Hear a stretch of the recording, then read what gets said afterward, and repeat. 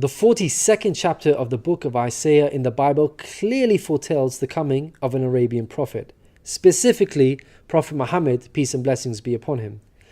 Isaiah describes itself as a prophecy about the future.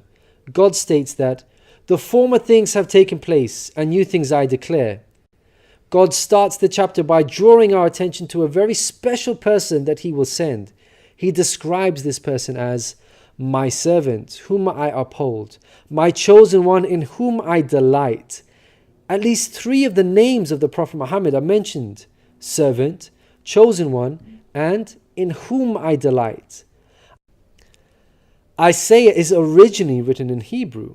Arabic and Hebrew share a lot of common words because they are both Semitic languages. Isaiah uses the Hebrew word ebed for servant. The Arabic word for servant is abd. Prophet Muhammad is known as God's servant. In Arabic, Abdullah. Chosen one is Mustafa in Arabic. This is another of the names of the Prophet Muhammad. The one in whom God delights in shows that this person is beloved to God. Habibullah in Arabic, which means beloved of God, also happens to be one of the Prophet Muhammad's names.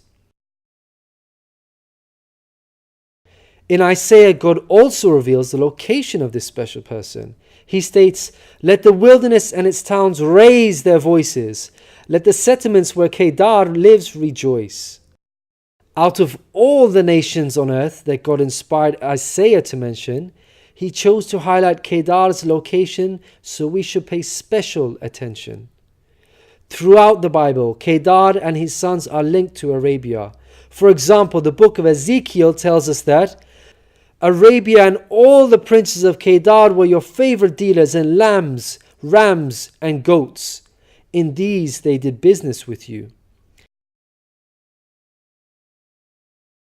In Isaiah, God goes on to narrow the location down further to a specific city within Arabia. He states that the people of Selah should sing for joy. Let them shout from the mountaintops. The place Selah pinpoints the exact location in Arabia. The place being spoken of is the city of Madinah in Saudi Arabia, because Selah is the name of a famous mountain in Madinah.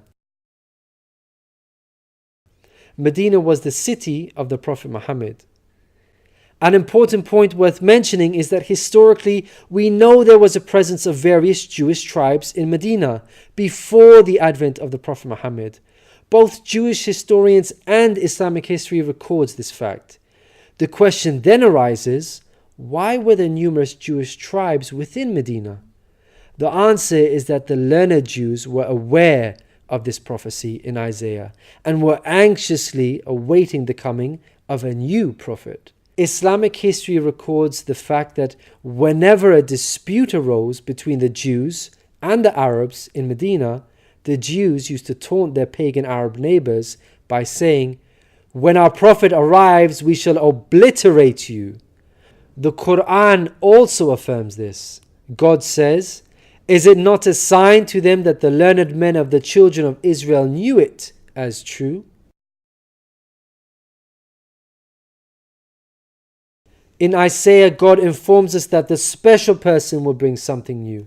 Mankind is told that we will sing to the Lord a new song, His praise from the ends of the earth. The statement "a new song" means a new law, a new way of worship. This is exactly what Islam represents. The emphasis on the new song here is singing the praise of God all over the earth. The Quran opens with the statement, "Praise be to God, Lord of the worlds," and is recited by Muslims all over the world during prayers every day. The new song cannot refer to Jesus because he did not bring about anything new. Rather, he confirmed the law of Moses that was already there. In the Gospel of Matthew, Jesus said, "Think not I am come to destroy the law or the prophets. I am not come to destroy, but fulfill." Jesus obeyed and followed the law of Moses throughout his life. Jesus didn't sing a new song. He sang the same song of Moses, the Torah. Moreover, the disciples of Jesus also followed the law of Moses, even after Jesus departed. In the book of Acts, we are told that the disciples looked to the Torah for guidance. For the law of Moses has been preached in every city from the earliest times. In Isaiah, God emphasizes the universal mission of the coming person by mentioning that he will be made a covenant for the people and a light for the Gentiles. Gentiles means non-Jews. The Quran confirms the Prophet Muhammad, peace be upon him, was sent to the whole of mankind, Jews and Gentiles alike. In the Quran, God tells us, "We have sent you, O Prophet, as a bearer of glad tidings and a warner for the whole of mankind, but most people have no knowledge." The verse in Isaiah cannot apply to Jesus, because in the Gospel of Matthew, Jesus said, "I was sent only to the lost sheep of Israel." In Isaiah, God further states that he will lead the blind by ways they have not known. Along unfamiliar paths I will guide them. The pagan Arabs at the time of the Prophet Muhammad fit this description perfectly, because they had not been sent a messenger prior to Muhammad. The Quran bears witness to this. God states that Muhammad was sent to warn a people to whom no warner has come before. The verse in Isaiah cannot apply to Jesus, because his people, the Israelites, had already received a multitude of prophets from God.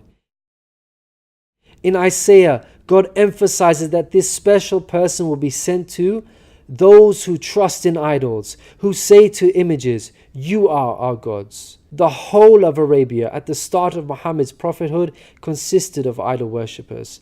Again, this cannot be a reference to Jesus, because his people, the Israelites, were monotheists and not idol worshippers. Moreover, Jesus explicitly told his disciples to stay away from the idol worshipping Gentiles, the exact opposite of what God prophesied in Isaiah. The Gospel of Matthew tells us that these 12 Jesus sent out with the following instructions: "Do not go among the Gentiles." In Isaiah, God states that this special person will be a warrior and will go forth as a mighty man. He shall stir up jealousy like a man of war. He shall cry, yea, roar. He shall prevail against his enemies. Throughout history, God has dealt sternly with those who are sent guidance and persist in disbelief. Prophet Muhammad, peace be upon him, had to engage in many battles with the idol-worshipping enemies of God and ultimately prevailed against them. By comparison, Jesus did not triumph over his enemies. According to Christians, he was crucified by them. Moreover, Jesus wasn't interested in fighting. He was not a man of war. He was a pacifist, according to the Bible.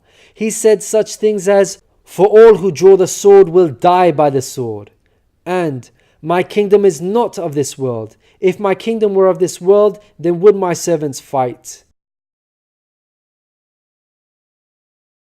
In Isaiah, God gives us a list of momentous achievements for this special person. Chief of these is that the idol worshippers will be turned back in utter shame. Not only did the Prophet Muhammad conquer Mecca, the pagan capital of Arabia, but by the end of his life, in just 23 short years of prophethood, Arabia had shunned idol worship and now worshipped the one true God of Abraham. This cannot apply to Jesus, as it was Christians themselves who were humiliated and greatly ashamed for hundreds of years after Jesus. They were persecuted at the hands of the Roman Empire, who were idol worshippers. They executed some of the apostles of Jesus, such as Peter and Paul. Christians were tortured and even fed to the lions. Finally, Isaiah closes with an admonishment from God. "Hear, you deaf. Look, you blind, and see. You have seen many things, but you pay no attention. Your ears are open, but you do not listen. Which of you will listen to this or pay close attention in time to come?" It seems clear that the deaf and blind God is talking about in this verse are those who reject Prophet Muhammad, peace be upon him. Who among you will heed God by acknowledging him? Who will listen and pay close attention in time to come? الذين يتبعون الرسول النبي الأمي الذي يجدونه مكتوبا عندهم في التوراة والإنجيل يأمرهم بالمعروف